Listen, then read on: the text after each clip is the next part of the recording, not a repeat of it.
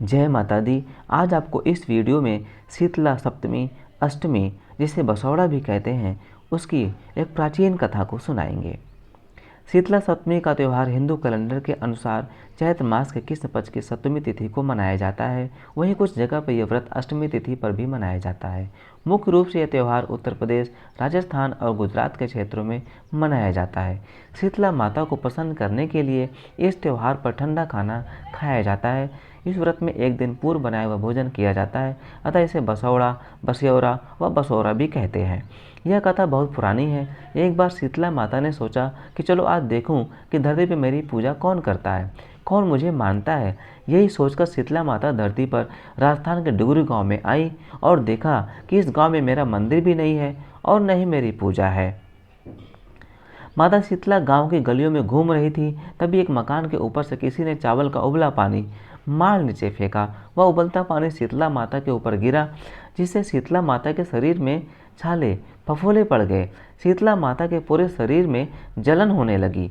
शीतला माता गांव में इधर उधर भाग भाग के चिल्लाने लगी, अरे मैं जल गई, मेरा शरीर तप रहा है, जल रहा है, कोई मेरी मदद करो। लेकिन उस गांव में किसी ने शीतला माता की मदद नहीं करी। वहीं अपने घर के बाहर एक कुम्हारन बैठी थी। उस कुम्हारन ने देखा कि वह बूढ़ी माई तो बहुत जल गई है, इसके पूरे शरीर में तपन है, इसके पूरे शरीर में छाले फफोले पड़ गए हैं, यह तपन सहन नहीं कर पा रही हैं।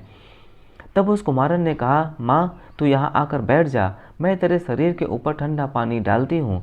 कुम्हारन ने उस बूढ़ी माई पर खूब ठंडा पानी डाला और बोली, हे माँ, मेरे घर में रात की बनी हुई राबड़ी रखी है, थोड़ी दही भी है, तू दही राबड़ी खा ले। जब बूढ़ी माई ने ठंडी यानी ज्वार के आटे की राबड़ी और दही खाया तो उसके शरीर को ठंडक मिली। तब उस कुम्हारन ने कहा, आ माँ बैठ जा, तेरे सिर के बाल बिखरे हैं, ला मैं तेरी चोटी गूंथ देती हूँ। और कुम्हारन माई की चोटी गूंथने हेतु कंघी कागसी बालों में करती रही। अचानक कुम्हारन की नज़र उस बूढ़ी माई के सिर के पीछे बढ़ी तो कुम्हारन ने देखा कि एक आँख बालों के अंदर छुपी है।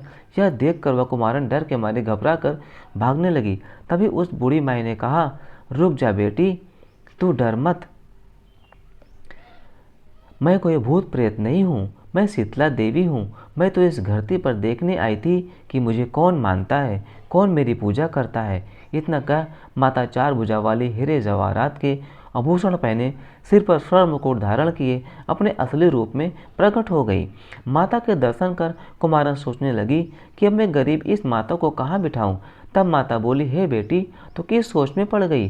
तब उस कुमारन ने हाथ जोड़कर आंखों में आंसू बहते हुए कहा, हे माँ, घर में तो चारों तरफ दरिद्रता है, बिखरी हुई है, मेरे आप को कहाँ बिठाऊं।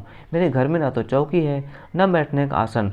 तब शीतला माता प्रसन्न होकर उस कुम्हारन के घर पर खड़े हुए गधे पर बैठकर एक हाथ में झाड़ू, दूसरे हाथ में डलिया लेकर उस कुम्हारन के घर दरिद्रता को झाड़कर डलिया में भरकर फेंक दिया और उस कुम्हारन से कहा, बेटी, मैं तेरी सच्ची भक्ति से प्रसन्न हूँ, अब तुझे जो भी चाहिए मुझसे वरदान मांग लो।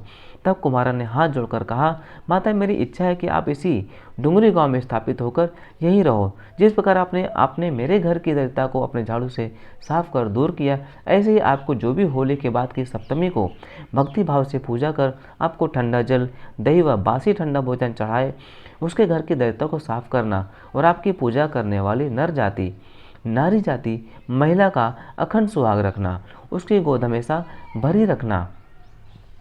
साथ ही जो पुरुष शीतला सप्तमी को नाई के यहाँ बाल न कटवाए, धोबी को कपड़े धुलने ना दे और पुरुष भी आप पर ठंडा जल चढ़ाकर, नारियल फूल चढ़ाकर परिवार सहित ठंडा बासी भोजन करे, उसके काम धंधे व्यापार में कभी दरिद्रता न आए।